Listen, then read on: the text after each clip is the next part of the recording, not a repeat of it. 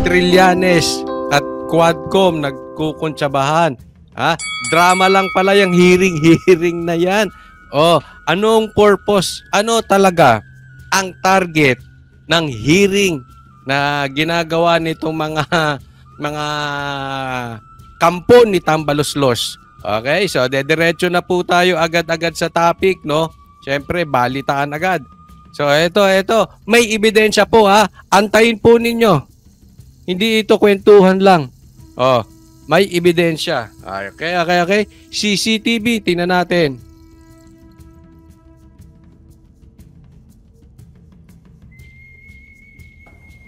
Ang bali-balita na kapag ka meron pong Quadcom hearing, ay nasa palipaligid ang dating senador na si Senador Sonny Trillanes. Hindi lang Ayun, grabe, no? So, eto pag may Quadcom meeting, andyan si Trillanes. Bakit? May ebidensya ba? Asaan ang inyong patunay at ano ang purpose niyan? Nasa paligid dyan. Nasa mismong kwarto nung chairman ng mga komite. Ayan. Nasa mismong kwarto ng chairman ng komite. Napapagdugtong nyo na. Meron talagang demolition job against the Duterte. Nagkakampihan. Quadcom. Hindi yan galing sa akin. Galing yan sa Net25. Tingnan ninyo. Ano mismo? Si Senador. Oo. Ganun ba? Akala ko pa naman nasa palipaligid lang. Parang andun mismo. Sisilip-silip. Mismo sa kwarto ng chairman. Nandun mismo. Hindi man may kakaila dyan. Una, may CCTV. Yari. Huli sa CCTV. May CCTV sa kamera Pangalawa, Ako nagtatanong lang ako. Ikaw pala may CCTV sa kamera. At paglabas mo ng house, may mga CCTV sa paligid ng makikita. Ang alam ko, Walang lusot ngayon, ano? Kasi baka mamaya itatanggi na naman to ni Abante. Itatanggi na naman ni Dan Fernandez. Di ba? May CCTV yan nag-file ito na Certificate of Candidacy bilang mayor ng Caloocan. Makakalaban yung Along Malapitan. Ano lang pala yan, Jen? Batay dun sa impormasyon na nakarating sa akin, smoke screen lang pala yung pagtakbo niya dyan. Sa Caloocan? Oo. So hindi siya seryoso talaga? Para hindi siya masyadong mapaghinalaan. Ayan. Ibig sabihin ganito, mga taga Caloocan, according dito sa balitang ito, ay niloloko kayo ni Trillanes. Niloloko. Hindi talaga siya concerned sa inyo mga taga Caloocan. Magising na po kayo. Okay? Smoke screen. Ibig sabihin ay excuse lang niya yan para maging relevant. Kasi siyempre, alam ka naman dakdakan ng dakdak. Wala ka na nga. Di ba? So ngayon, kunwari kaya siya dumadakdak kasi kampanya. Kailangan niya maging mayor ng Caloocan dahil siya ay kandidato. Nakukuha nyo pa yung pagka-connect na itong style ni Trillanes. Sa madaling salita, ginagamit kayo mga taga Caloocan. Papayag ba kayo dyan? Parang parausang kayo. Sige, kailangan ko kasi kayo. Dyan lang kayo. Dyan lang kayo. Hindi niya naman gustong manalo. Ibig sabihin, hindi rin kayo gustong tulungan. Hindi gusto kayong pagsilbihan. Tanong na lang nila siguro. May ebidensya ka ba? Yun ang tanong. Si Trillanes ay may ebidensya ka ba? doon talaga sa hearing. Kapag nag-hearing yung Quadcom. Ito nandun mismo sa hearing. Habang naghihiring ang Quadcom, hindi lang siya nagpupunta ron basta. Okay? Hindi lang nandoon sa opisina ng Quadcom at nagmi-meeting sila. Hindi. Mismo. Habang naghihiring, andun siya. Nagko-coach ka? Ako ngayon natatanong ako kung meron? Wala akong alam Ang sagot, meron po. Meron kang... Meron. May ebidensya sila. Ayan ha. Oh. Meron.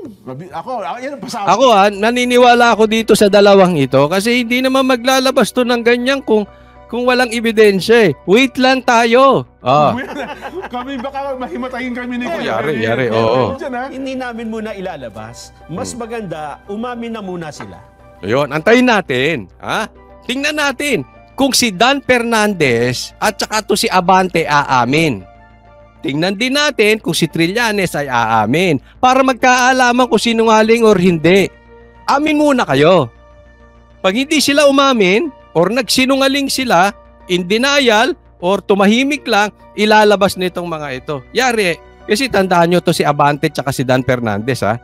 Oo, itong about kay Grijaldo. Dinidinin nila yung sinabi ni Grijaldo. Yung sinabi naman ni Grijaldo is totally the opposite ng excuses nitong si Dan Fernandez tsaka si Abante. So definitely may nagsisinungaling. Obviously, may nagsisinungaling. Okay? Ngayon, sino nagsisinungaling? Ngayon magkakaalaman tayo. I-deny ba ni Dan Fernandez at Abante at si Trillanes or mananahimik lang sila? Pero ako sa inyo mga ating mga broadcaster, mga kasamahang nating broadcaster, no?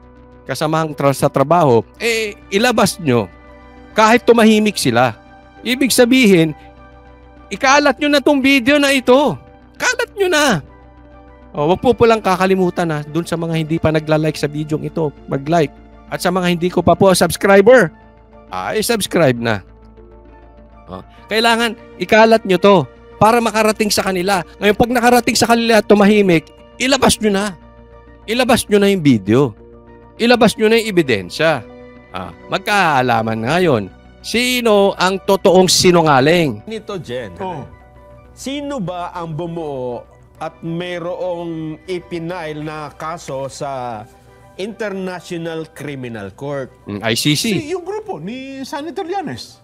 Sino may mga dokumento noon at nakakaalam kung ano mga dapat na... Sino nag-file sa ICC ng reklamo? Si Trillanes. Sino may hawak ng dokumento? Si Trillanes. I-corroborate dun sa mga nandoon. Mapatibay yung reklamo niya. Kaya nga sabi ko noon pa, ito hindi ko pa alam yung kay Trillanes. Kasi pinag-kumpara ko Yung pong ipinail sa ICC at yung mga statement na lumilitaw ngayon, sabi ko hindi na bago. Nabasa ko na yan doon sa ipinail nila sa ICC. Binibigyan lang nila ng mga tao na nagsasalita. Ayun. Kasi nga, ang sabi ng DOJ, hindi kami magbibigay ng mga papeles sa inyo, ICC, sa mga reklamo na yan. Hindi kami makikipag-cooperate. Yes. Pero kung lumitaw sa Quadcom hearing, so pwede na nilang i-extract? Ganun ba ang play? Ganito nangyayari. May reklamo si Trillanes sa ICC, di ba? About sa mga drug war ni Duterte, ni PRRD. Okay? Tapos sabi ng DOJ ay hindi kami makikikooperate diyan. Hindi kami magbibigay ng mga dokumento about it. So anong ginawa ng Trillanes? According dito sa dalawa, nakipagkuntsaba siya sa Quadcom. Okay, kaya nga habang may hearing, gumagawa ng hearing at black propaganda sa mga Duterte, nandoon si Trillanes. Siya ang nagsusupply ng facts. Kaya nga sabi nung isang broadcaster, yung nilalabas sa hearing, yun din ang final ni Trillanes. Okay? So, ibig sabihin, wala silang wala silang parang dokumento kung paano makakapagbigay sa ICC ng mga facts. Okay? Kaya ngayon, binigyan nila ng buhay through Quadcom. Ngayon, sinasabi ngayon sa Quadcom, nadidiscuss ngayon, di ibig sabihin yun ang pwedeng pick upin ng ICC. Yun ang pinapalabas nitong dalawang to. Ganun po yung sitwasyon. Ibig sabihin, hindi talaga in aid of legislation. Kaya naghihiring. Ang ibig pong sabihin, gusto lang talaga buhayin yung kaso. Yan po sila Mahilig sila magbuhay ng mga kaso. Style na naman nila yan, di ba? Ginawa na nila yan kay Pastor Kibuloy, di ba? Alam nyo naman siguro lahat yun. Nabasura na yung kaso, ngayon binuhay pa. Ganun po ang style na ginagawa ngayon. Medyo hindi maganda yun kasi dapat maghihiring ka lang in aid of legislation. Hindi natin maintindihan bakit nyo sinusuko ang karapatan ng isang Pilipino sa isang dayuhan. Dapat nga, kapwa nyo Pilipino, kayo nagtatanggol. The fact na nagkaroon ng Senate inquiry, ay yan po ay ibig sabihin gumagana ang hustisya. Ito mga ito, ayaw talaga. Tingnan mo nung na-interview na nagkaroon ng hearing sa Senate. Ito mga kaanak, ayaw talagang magdemanda. Ang gusto nila magreklamo sa ICC. Alam kasi nila hindi tatayo sa husgado yung kanilang mga ebidensya. Ayaw magdemanda. Wala silang balak magdemanda kay PRRD o sa mga Duterte man.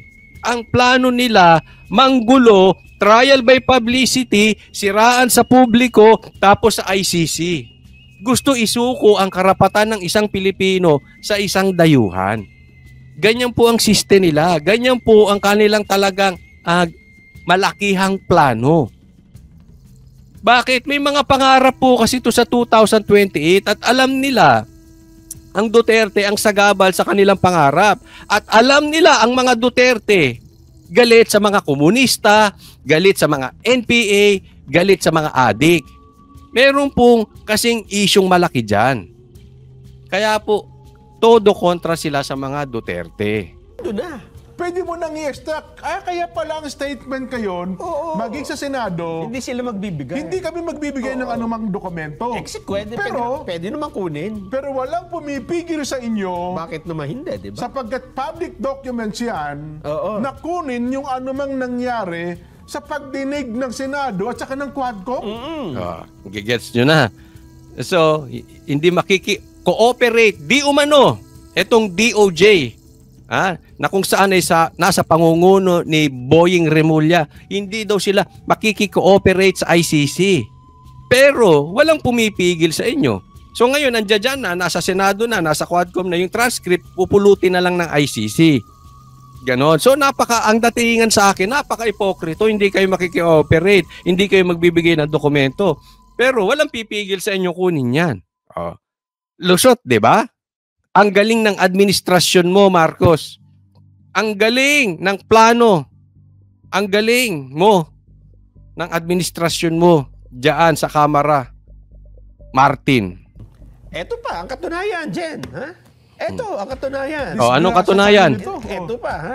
Former Senator Antonio Sani Trillanes Deport on Wednesday, today yan, ha? Okay. Said the transcript of the Monday Senate hearing on the former administration's drug war has been sent to the International Criminal Court. Yung transcript pinadala na Wednesday. Pinadala na agad sa ICC. Nung naging hearing dyan sa Senado. Ano sabi niya? The transcript ang transcript of the Monday Senate na ang hearing pagdinig noong Lunes sa Senado on ay the former administration's drug war tungkol sa dating kampanya ng yung drug war ng Dating dating administrasyon has been sent to the International Criminal Court. ay naipadala na sa International Criminal Court. Ito pa, dagdag. Ha? The pertinent Quadcom transcripts. Paano tatagalugin yung pertinent? Pertinent. Yung permanente. Mga importante. Yung the pertinent Quadcom transcripts were transmitted early on. Mas maaga pa na send sa ICC yung mga transcript galing sa Quadcom. Early on.